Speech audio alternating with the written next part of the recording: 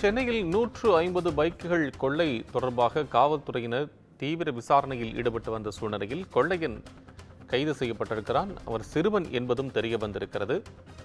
அவர் மட்டும் தனியாக 50 பைக்குகளை திருடியிருப்பதும் விசாரணையில் தெரிய வந்திருக்கிறது. கூடுதல் விவரங்களுடன் செய்தியாளர் சுப்பிரமணியன் இணைப்பில். உங்கள் விவரம்.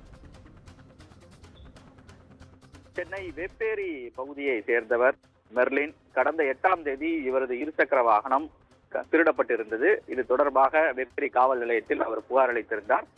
இந்த புகார் தொடர்பாக சிசிடிவி காட்சிகளை ஆய்வு செய்து போலீசார் விசாரணை நடத்திய போது கவியரசன் என்பவர், அதாவது பெரம்பூர் பகுதியை சேர்ந்த கவியரசன் என்பவர் தான் இந்த பைக் திருட்டில் ஈடுபட்டது கண்டுபிடிக்கப்பட்டது. ஆனால் அவரை கைது செய்யவில்லை.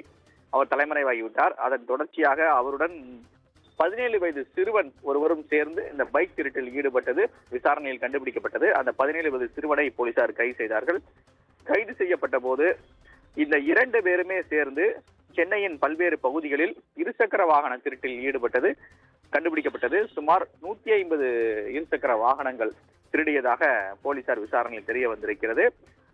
மிக குறைந்த விலைக்கு திருடப்படக்கூடிய வாகனங்களை, இருசக்கர வாகனங்களை மிக குறைந்த விலைக்கு 1000 ரூபாயும் 500 ரூபாய்க்கு கூட இருசக்கர வாகனங்களை விற்றிருப்பதும் விசாரணையில் தெரிய வந்திருக்கிறது.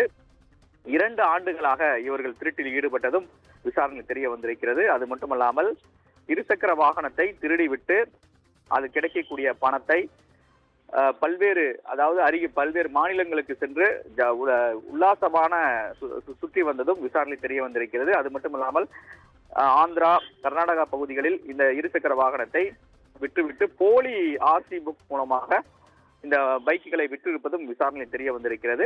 17 வயது சிறுவன் கைது செய்யப்பட்டிருக்கிறார். அதே போல தலைமறைவாக இருக்கக்கூடிய கவியரசனை போலீசார் தேடி வருகிறார்கள். விவரங்களுக்கு நன்றி.